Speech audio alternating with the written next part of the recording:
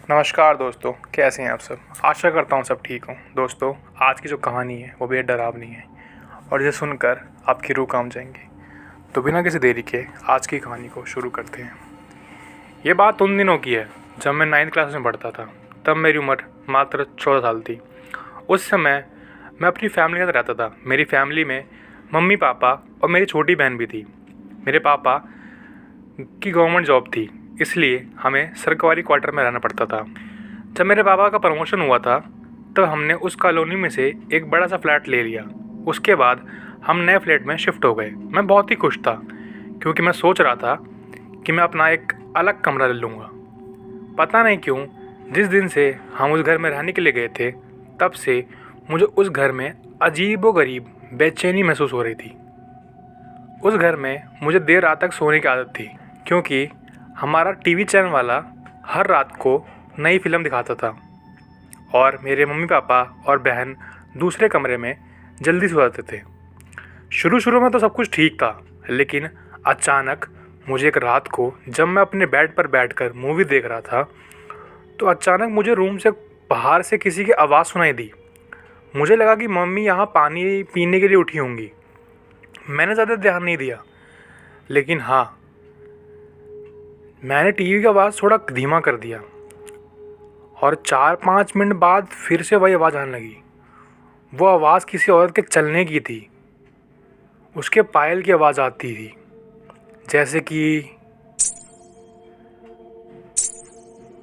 हाँ, बिल्कुल ऐसी आवाज़ आ रही थी।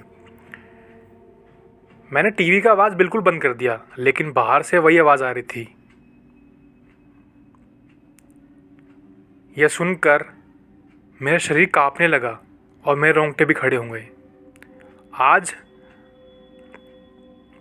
आवाज़ 4-5 सेकंड के लिए सुनाई देती और उसके बाद बंद हो जाती। बाद में 3-4 मिनट के बाद फिर से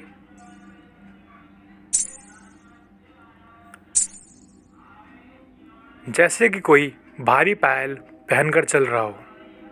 मेरा दिल ज़ोर ज़ोर से धड़कने लगा। ऐसा लग रहा था मानो अभी मेरा दिल छाती से बाहर निकलकर मेरे मुंह में आ जाएगा। पता नहीं चल रहा था कि अब मैं क्या करूं। मैंने सोचा कि मैं अपने मम्मी पापा को उठाकर उन्हें सारी बात बता दूं। बाद में मैंने हिम्मत करके दरवाज़ा खोला तो अचानक वही आवाज़ सुनाई दी।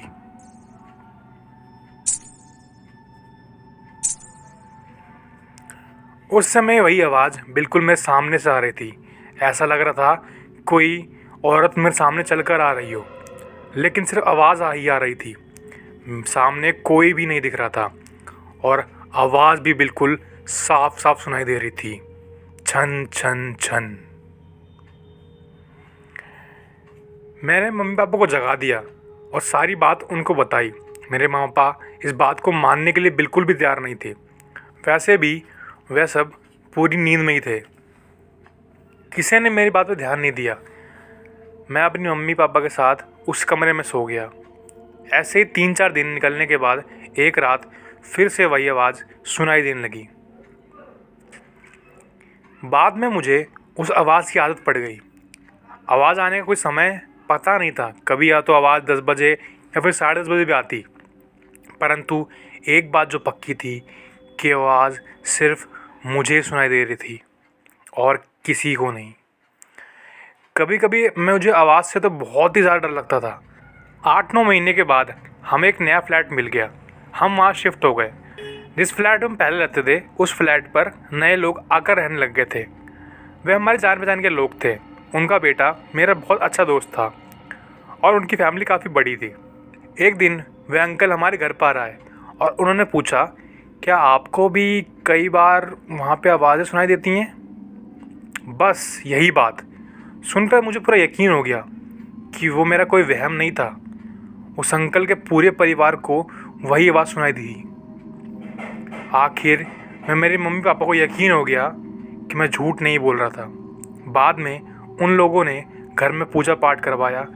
हमने ये बात जानने की कोशिश की थी कि उस घर में आखिर हुआ क्या था।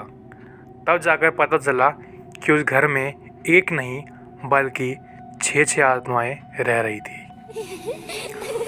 उस बात को 14 साल हो चुके हैं। अब मैं बड़ा हो गया हूँ। मुझे पता नहीं कि आज भी वो आवाज़ सुनाई देती है या नहीं, लेकिन आज भी मैं उस आवाज़ के बारे में सोचता हूँ तो मेरे मन में एक अजीब सा डर लगने लगता है। भगवान की कृपा से आज सब कुछ ठीक है। तो दोस्तों, ये थी आज की कहानी। आशा करता हूँ आपको हमारी कहानी पसंद आई हो। दोस्तों, अगर आपने कहानी पूरी सुनी तो कमेंट में अपना नाम ज़रूर लिखें, जिससे हमें ये पता चले कि आप लोगों ने हमारी कहानी एंड तक सुनी है। आज के लिए धन्यवाद। मिलते हैं आपको अगली वीडियो में।